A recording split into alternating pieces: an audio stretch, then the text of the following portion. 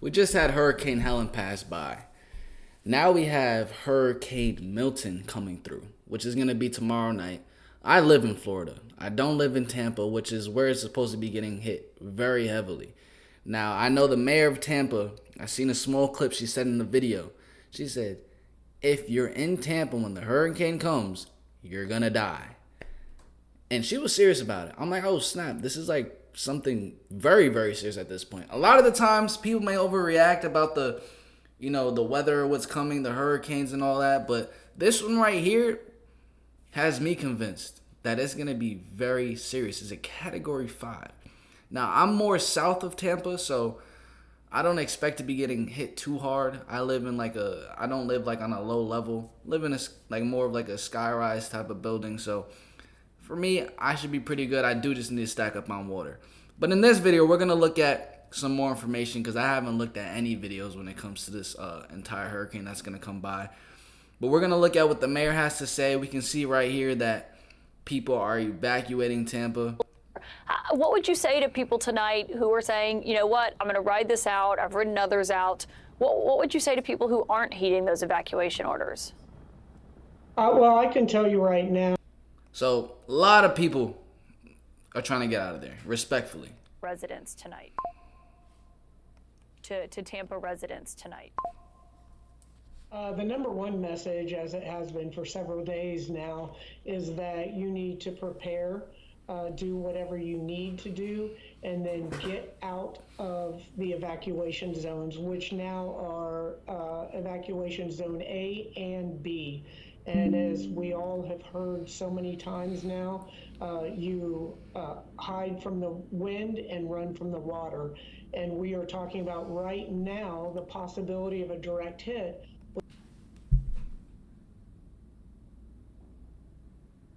See, I live down here in this area, like Miami area. We're supposed to be underwater about 3 to 5 feet. Sarasota, 10 to 15 feet. Oh, shit. Yo, Florida's about to be underwater. With 10 to 12 foot tidal surge.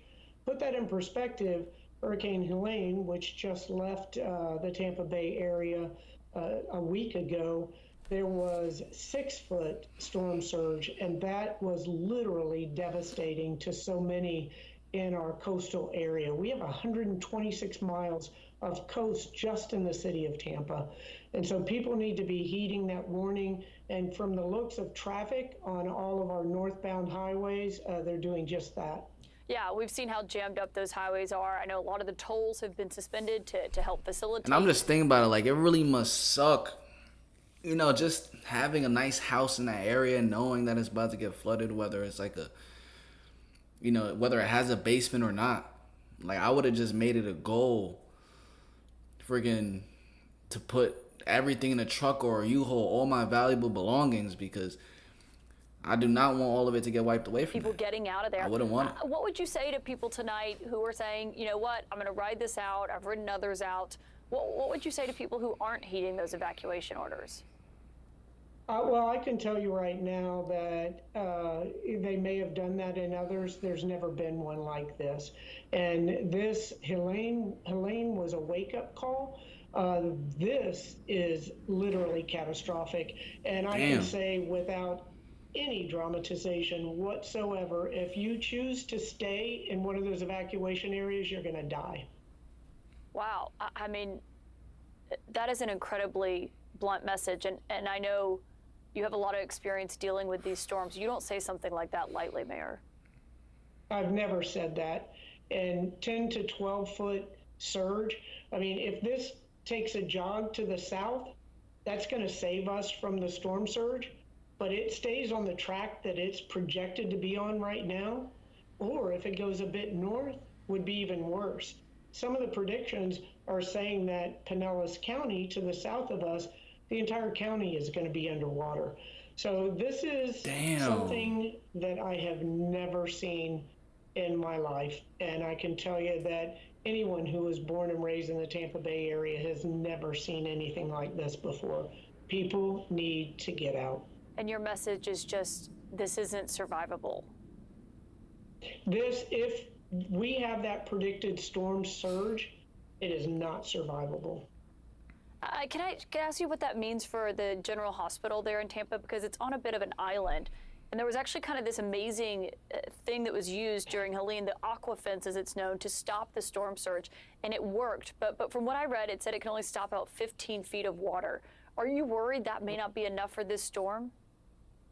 I am worried about that, but it worked before. That it's not on a kind of an island; it's on an island, Davis Bro, Island. 15 feet of water above the ground? That is taking everything away. And of course, that hospital That's is insane. close to 100 years old, was built there, wouldn't be built there under current conditions.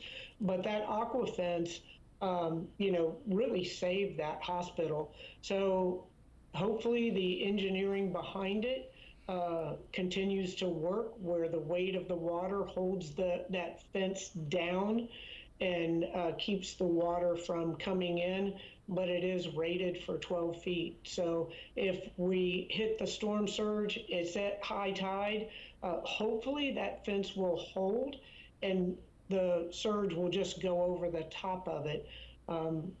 We'll see what happens with that. Yeah. But they have all of the patients are up higher on higher floors, but it certainly would take out the electricity, the generators, and so forth at that location. Mayor, you're dealing with Bro, such. and I'm just thinking about all the businesses. Like you have different, whether it's like a nail salon or a restaurant, having that get completely flooded out is just unfortunate.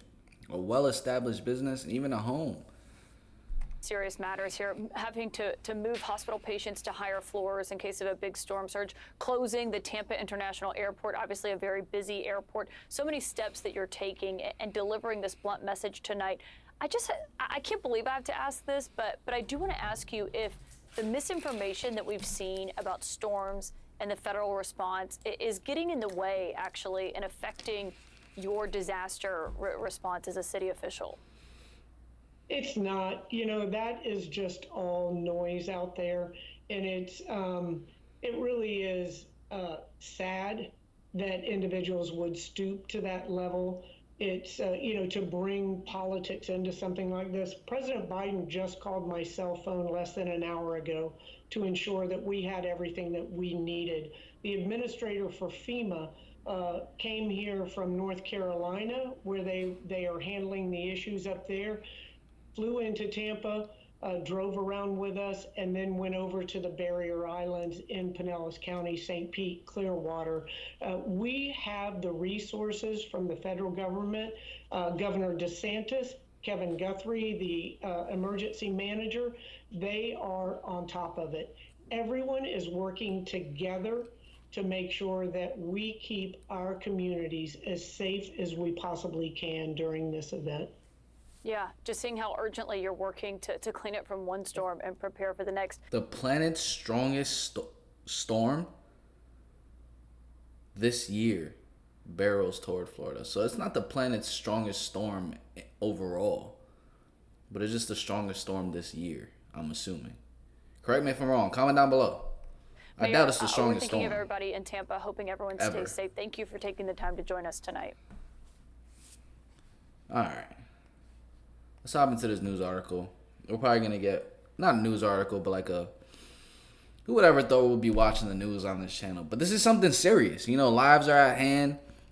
I live in the state of Florida. This is something that's probably going to be affecting me. I seen that it said that there's going to be about like 3 to 5 feet storm surge where I'm at. And it's just crazy. All right, good afternoon to you. I'm Fox 26 meteorologist Ramisha Shea with a ton of updates, a lot of new information on a monstrous, potentially devastating and catastrophic hurricane that has developed in the southwestern Gulf of Mexico.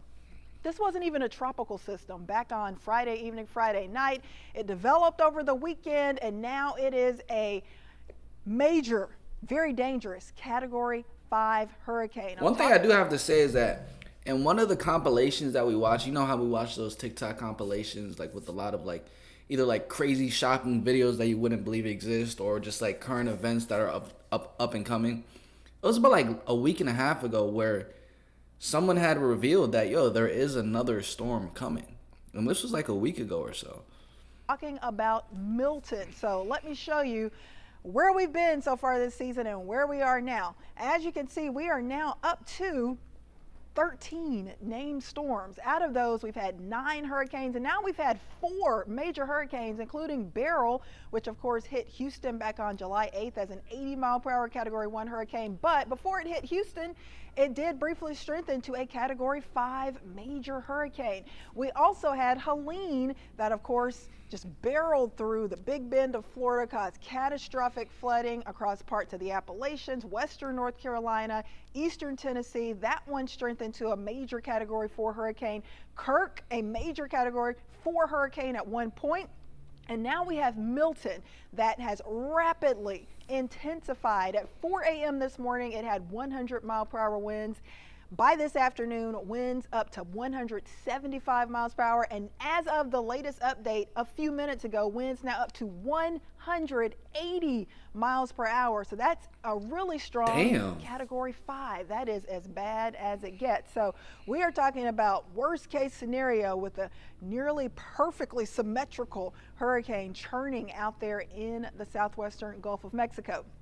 Nadine is the next name on the list, and then we would have Oscar, Patty, Raphael, but hopefully things will simmer down and calm down pretty soon across the Atlantic Basin, because it has just been super busy and rough these last few weeks. All right, we're looking at a live view of Clearwater Beach. This is in Florida, where they're expecting maybe as much as 8 to 12 feet of storm surge, and with Milton getting even stronger, it could be even higher than that. So this is an area that is just to the south of the Tampa-St. Pete area on that western Florida Gulf Coast, and that is the area where we are very concerned about the potential for some catastrophic damage. There are already mass evacuations going on across parts of the Florida Peninsula in preparation. Nah, I haven't seen the sun out here in like 2 days, not gonna lie.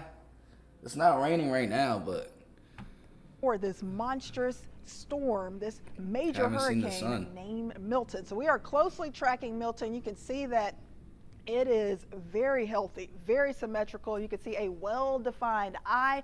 We've got a lot of heat, very quiet weather here, lots of sunshine in southeast Texas with near record temps, but dry air, quiet weather in place. Over towards Florida, though, they're already feeling the effects with flood watches already out, already starting to get some of those bands of heavy rain, but that is nothing compared to what Milton could potentially bring to that Florida Gulf Coast. Here's another view with our visible satellite, and you can see all of those clouds just circulating around that very well-defined eye there, and it is a storm, a hurricane that is becoming even more organized hour by hour. That pressure has just crashed in this system over the last 24 hours, and that has allowed the wind speeds to really intensify, to really get strong, and that is what we are dealing with as we go through the rest of today. Tonight, we'll be tracking a very dangerous hurricane over the next few days. All right, so let's get to the latest track from the National Hurricane Center. This is the latest as of the 4 p.m. advisory. Location 21.8 degrees north, 90.8 degrees west. Movement is to the east at 10 miles per hour. And that pressure down to around. All right, so this one was posted 23 hours ago. We're going to click on this one right here, ABC Action News from 1 hour ago. This is going to be the most updated we could possibly get. That 5 p.m. update on Hurricane Milton just coming in, so we do want to start this half hour with Chief Meteorologist Dennis. Because a lot could change in 24 hours. What's the new info at this point? You know, not the greatest news. We now are back to Category 5 hurricane winds of 165 miles an hour. We talked about this yesterday. As this storm was going through what we call an eye wall replacement, what happens is it weakens pretty significantly for about 18 hours, and then it strengthens again. It's a bigger storm at that point. Winds of 165. It is now moving east-northeast, so it's feeling the tug of that trough we've been talking about at 9 miles an hour, and the pressure 918 millibars. So warnings remain the same for the entire area. Damn, Orlando. Hurricane warnings and storm surge warnings. The surge numbers are something that may need to be tweaked soon. And Shay and I and Allie, we've been kind of looking at the numbers over the last few minutes, and we're going to see if the surge numbers from the NHC are beginning to hint at a greater threat to the south. Now, if you've been following me on Facebook, you kind of know what we're talking about. We've been seeing this for several hours. This afternoon, there was a wobble of this storm to the southeast. How many times as Floridians have we seen that happen? I mean, it's absolutely impossible to forecast where that and when that is going to happen. But we know with our experience that quite often you get these wobbles, especially as they approach Florida. And 9 times out of 10, those wobbles are to the right. Well, today, that happened. It was small, it was subtle, but I will use the example that I always use. So imagine you're driving a car and you're holding that steering wheel, right? And you turn that steering wheel just a little bit to the right. Well, 100 yards down the road, it isn't going to change very much, your direction. But 200 miles down the road, it is. So that little subtle change, that little wobble, has changed the track. The Hurricane Center has now bumped, nudged the track now down toward the south, closer to the Sarasota area. The margin of error, when you look at the cone, remember, this cone has nothing to do. There's no one at the Hurricane Center saying, well, let's make this cone a little bit bigger on this side and a little bit less on this side. All this cone is in terms of time, the average margin of error over the last 5 years. And it should be getting closer because we're now about 30, 34 hours out from landfall. So you would expect the margin of error to be serious, lower. yeah. But I'll say this again. We as Floridians know these wobbles are going to happen, and there's not a model on Earth or a human on Earth, for that matter, who can predict where those specific wobbles are going to occur. But we do know, more often than not, they're a little bit to the right. So when we take a closer look at that updated track, this line was over Tampa Bay itself, the actual bay, at 11 o'clock, and now it is more south of Bradenton, between Bradenton and Sarasota. We're going to take a closer look at this, but I implore everyone watching this right now, look at the margin of error. Look at that cone of uncertainty. How many times in the last couple of decades have we gone out here and said, and I'll answer it, think of Charlie, think of Irma, think of Ian, heck, think of Helene, because even Helene at the end veered a little bit to the right. Remember how Tallahassee was in the sights? We were all the live shots in Tallahassee, all the trees, everything was going to be rebuilt, and 6, 7, 8 hours later, that track had shifted a little bit, 30 miles to the right. 30 miles is huge in terms of how it would impact the Bay Area. If you get a direct impact right into the Bay, it's going to impact millions of people. If you get an impact a little farther to the south, it's going to impact hundreds of thousands of people.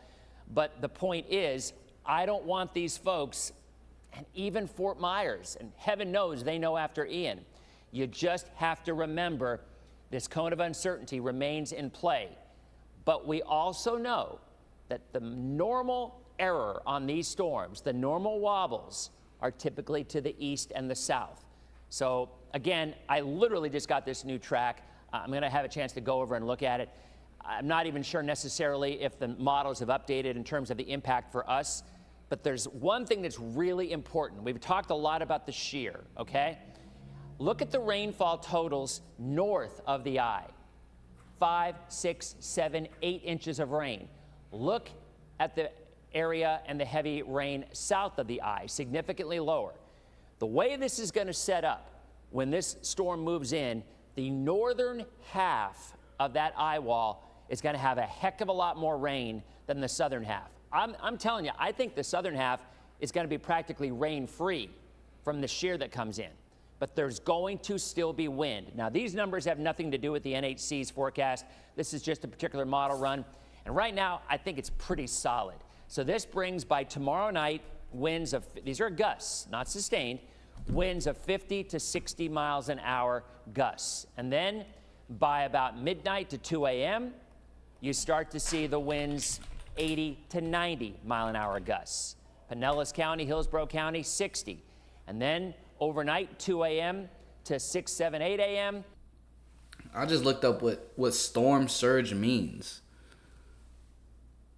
Like, what does it even mean? This is a storm surge or storm flood, a tidal surge or storm tide is a coastal flood or tsunami-like phenomenon of rising water commonly associated with low-pressure weather systems, such as cyclones.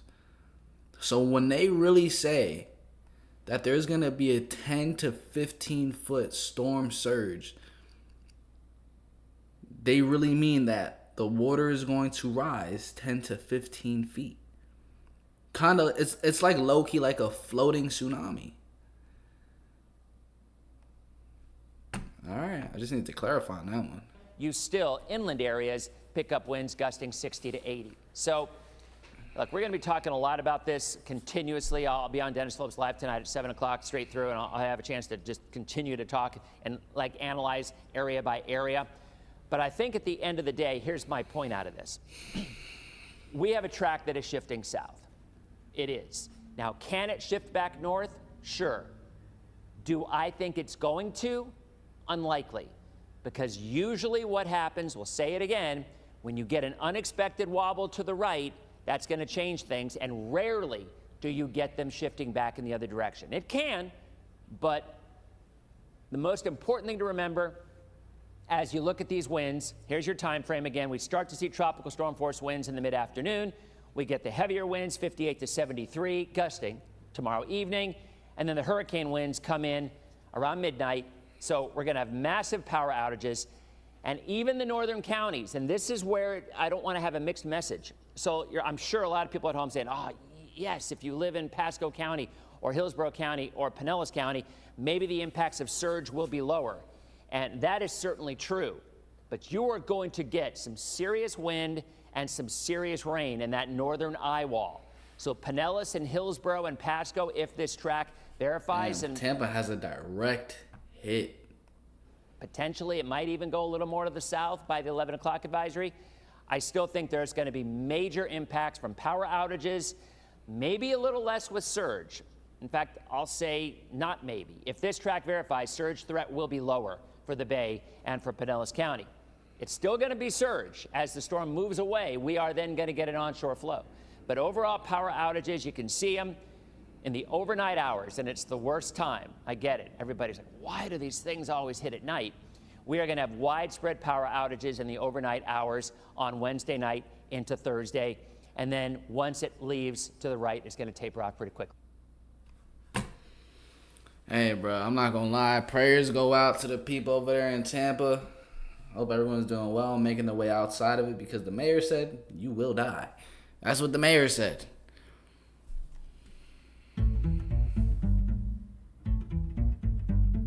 A mass exodus, frantic, the fearful flocking, the wise with them. No gas, all brakes. We have a very stressful, potentially dangerous situation unfolding here in the Tampa Bay area. This is St. Petersburg, and what you're looking at is just a little bit of a slice of the mass amount of people trying to evacuate out of the Tampa Bay area. All of the arterial roads, the interstates, the main highways out of Tampa Bay are jam-packed as people are fleeing. They're trying to escape the path of Hurricane Milton. And what they're coming across are gas stations like this, closed. They do not have gas left. And so these pumps have all been wrapped with saran wrap. What that does, it helps protect the screens, the electronics from hurricane force-driven rain. They also even have the nozzles zip-tied to the machine so they don't flop around in the winds as well. But these are wrapped a day and a half before likely any impacts from Hurricane Milton that could be felt here in St. Petersburg, because the folks here at the gas station say that they don't expect any more gas being delivered here ahead of the hurricane. I'll leave at 2:30 in the morning. I'll leave at 2:33 in the morning, because all this will kind of die down, but we don't have diesel. So every time I come down here, we already kind of know, because we do so much cat work, I normally travel with at least 20 gallons. I brought this from Atlanta. I didn't just try to hoard gas. Yeah. So we always come down. This man has a plan. He's leaving as soon as the storm is coming? At least enough diesel to get back home, or at least to get back over the line, no matter where it is. Among the masses moving out, the contractors who rushed in to help rebuild after Hurricane Helene. A total mess. Can't believe I'm showing it to you. Normally it's really organized. Are packing up too. When they return, they'll face an even bigger mess. Just go ahead and evacuate to something higher above sea level. It's the best thing that you can do right now. Same nightmare, new storm. Milton's bearing down, forcing millions to ask themselves the ultimate question: stay or go? it's not as obvious as you might expect. Psalm 46:1. I would rather be with my boat than not with it, because if I'm not here, I don't know what's going to happen to it. But if I'm here, I mean, I know I'll survive. If the boat goes down, I can swim. But I'm not going to. He's staying on that tiny ass boat.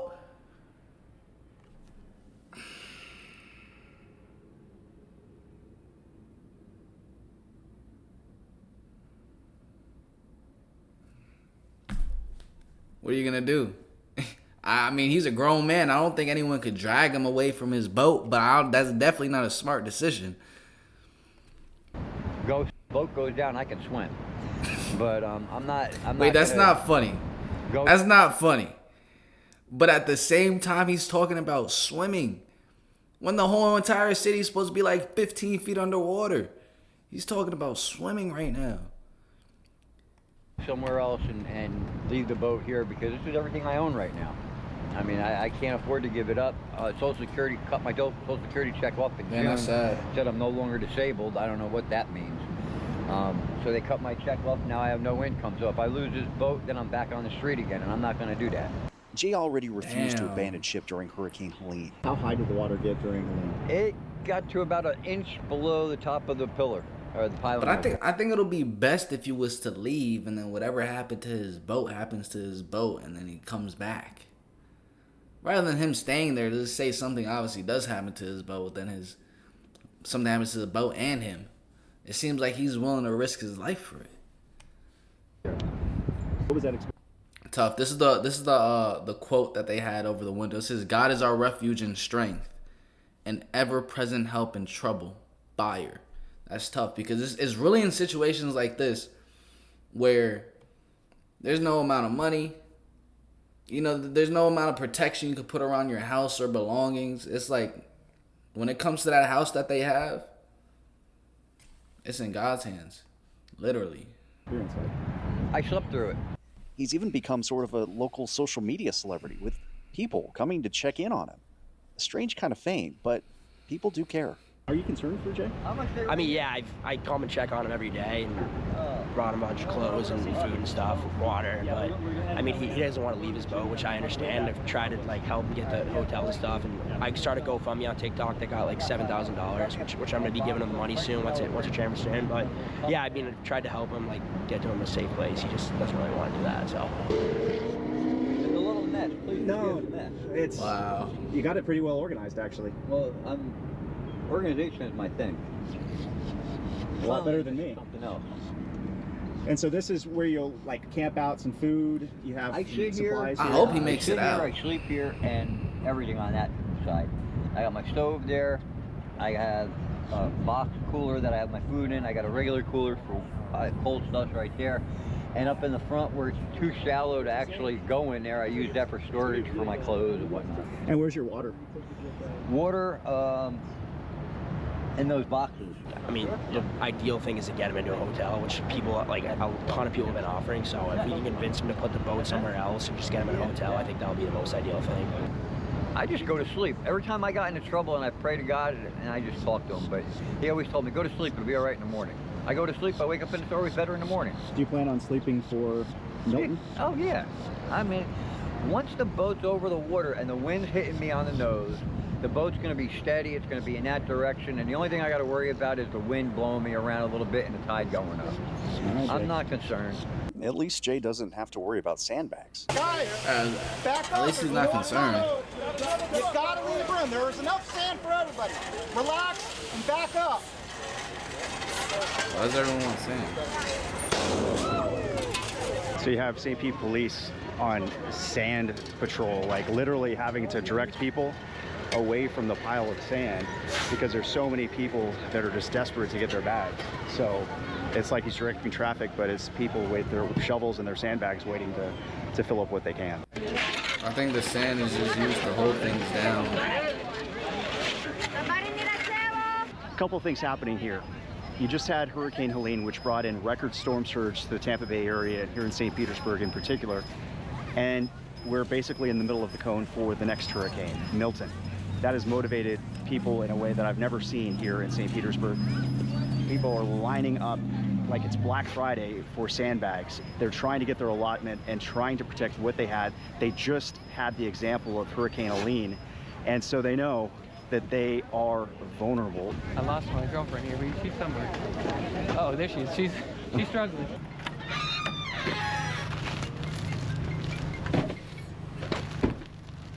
We're just filling up as much as we can, you know? Yeah. So. Have you guys ever done sandbagging before? No, never. Definitely acting on the side of precaution, though, you know, so. Well, I mean, you just saw what happened. Yeah. All right, prayers go out to everyone in Tampa. Hope everyone makes it out safe. Prayer goes out to that dude right there that wants to stay in his boat. It seems like he has everything under control in his mind, which is, you know, that's step number one, most definitely. Comment down below any of your thoughts or opinions on this entire situation when it comes to Hurricane Milton. I'm going to be able to see how it goes firsthand in Florida, more in South Florida, so I'll definitely keep you guys updated on how that goes, most likely either on my Instagram, which is like right here, or my Snapchat, one or the other, so you can follow me on that just to stay updated. I love you guys. I'm going to catch you guys in the next one. Peace.